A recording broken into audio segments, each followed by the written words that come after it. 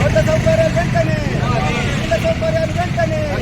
CPI భారత communist party, భారత communist party.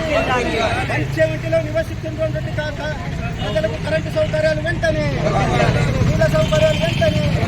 Kishan ఘాట్లో నివసిస్తున్నటువంటి ప్రజల కరెంటు సౌకర్యాలు వెంటనే, నీళ్ళ సౌకర్యాలు వెంటనే. సిపిఐ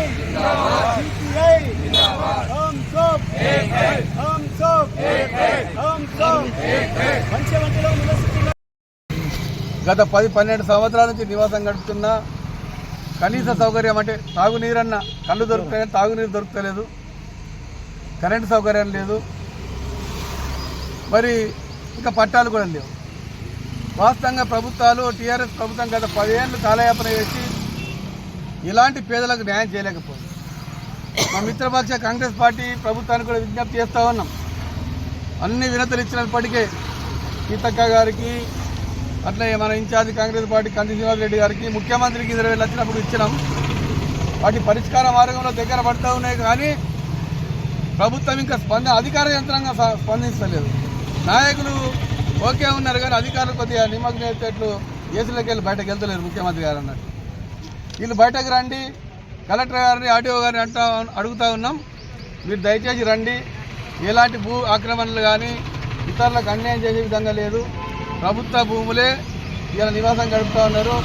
నిషాన్ ఘాట్, మరట్లే 170 మావాల మండలం, ఆదిలాబాద్ మండలం, అర్లిట్టి, ఆదిలాబాద్ మండలం 2 మండలాలకు సంబంధించి వెంటనే సర్వే చేసి మంచినీళ్ళు, కరెంటు సౌకర్యం కనీసం మొదలు కల్పించండి, ఆ తర్వాత మిగతా కల్పించండి. కానీ మేమేమంటున్నామంటే బీజేపీ ఏమో జటంగి పార్టీ అంటారు. బీజేపీ జటంగి ఏంటంటే స్వీట్లు పెడతాయి, లడ్డూలు పెడతాయి, మిఠాయిలు పెడతాయి, కానీ నీళ్ళు అడుగు తీయదు, యూరిన్ వస్తుంది మనిషిని చంపడానికి. బీజేపీ పార్టీ ఏది మనుషులకు ఎలాంటి న్యాయం చేయదు. బీజేపీ ఎమ్మెల్యే ఎంపీలు అంటే టీఆర్ఎస్ పార్టీ కూడా దానికి తోడే జటంగి పిల్లను. అది టీఆర్ఎస్ కూడా 10 సంవత్సరాలు నిద్రపోయింది. కాంగ్రెస్ ప్రభుత్వం మా మిత్రపక్షం చేస్తాయని ఆశ ఉన్నది. మరి వెంటనే అధికారులకు ఆదేశాలు ఇచ్చి మరి సీతక్క గారు నిన్న కూడా మాట్లాడడం జరిగింది. మేడం కూడా స్పందిస్తూ ఉన్నది. మేము కొంచెం సమయం తీసుకొని ఎన్నికల కోడ్ తర్వాత మీకు తప్పకుండా న్యాయం చేయడానికి అధికార యంత్రాంగాన్ని పంపిస్తారని హామీ ఇచ్చింది. కానీ అధికారులు కలెక్టర్ గారు, ఆర్డీఓ గారు, ఎంఆర్ఓ గారు కదిలించి మా సమస్యల్ని పరిష్కారం చేయడానికి మరి ఈరోజు ధర్నా చేస్తున్నాం. ఈ కార్యక్రమానికి అధికార యంత్రం కూడా ప్రజా సమస్యలు కాబట్టి మరి పర్మిషన్ తోటి ధర్నా